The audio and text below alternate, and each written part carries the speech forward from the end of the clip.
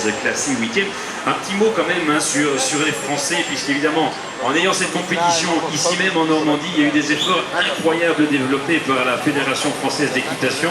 On l'a dit, il y a 8 meneurs ici français, 3 font partie de l'équipe.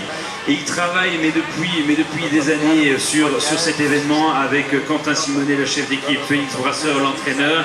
Et on a vraiment vu une évolution de cette équipe de France. J'en discutais hier avec l'entraîneur qui est satisfait de cette évolution et surtout de l'ambiance qu'il y a dans l'équipe de France, comme l'ambiance qu'il y a ici aussi sur l'hippodrome. Alors il faut savoir en plus, pour les personnes qui nous rejoignent, Thibaut, que toutes les zones d'obstacles sont des zones 100% artificielles, qu'elles ont été faites un petit peu à l'image de la principauté de Monaco, à savoir surélevées.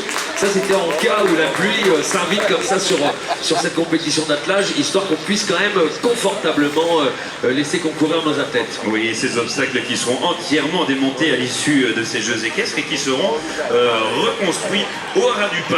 Haras du Pin sur lequel les Jeux équestres mondiaux ont accueilli le concours complet, et le Haras du Pin, eh bien, c'est un rendez-vous très régulier au niveau du programme de concours internationaux de différents meneurs, le Haras du Pin, avec également des autres noms très connus comme le concours de Saumur, Compiègne, j'en passe et des